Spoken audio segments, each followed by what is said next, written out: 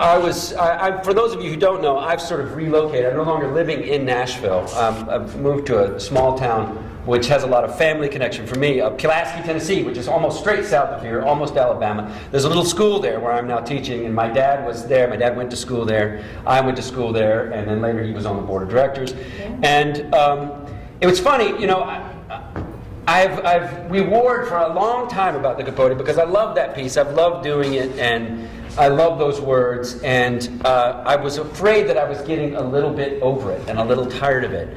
And after my dad died, I really, at the risk of being too personal, after my dad died, I really felt like I needed to put it away for a lot of personal reasons. And I really felt like I had done it for the last time, at least into the foreseeable future. But something happened when I went to Pulaski, and I guess memories of my childhood and sort of bubbling up. And when someone called from Lawrenceburg and said, "We need you to do a Christmas show for us. Would you do that?" And I thought, you know, what the heck?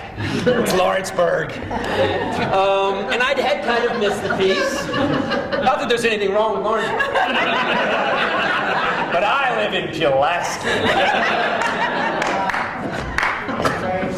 For any of you who's ever been to Pulaski, you know why that's funny. Anyway, so they called, and I sort of said, you know what? Sure, why not? I'm not really doing anything this Christmas. I kind of missed the piece. So I contacted Paul, and we decided to flesh the show out a little bit with some other pieces, with a theme of sort of, frankly, stuff that I remembered from what Christmas was like when I was a kid, and also thinking about, you know, my parents and my grandparents, all gone now.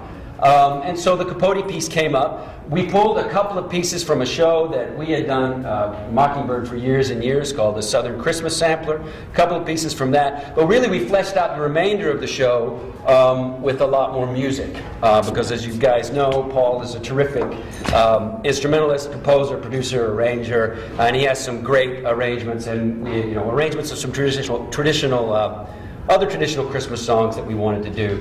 So Aaron Ramsey's in the show, Kaylee Reardon is in the show, Paul, myself, and then we have two other musicians that some of you may even recognize, Brad Alvin and Tony Ferguson, who have both appeared, I think, in rep stuff before. So it's really, it's not so much a play as it is more of a sort of a review, I guess you call it. A collection of things. A lot of songs, and so a collection of stuff of what Christmas used to be way back when I was little, which is getting longer and longer ago.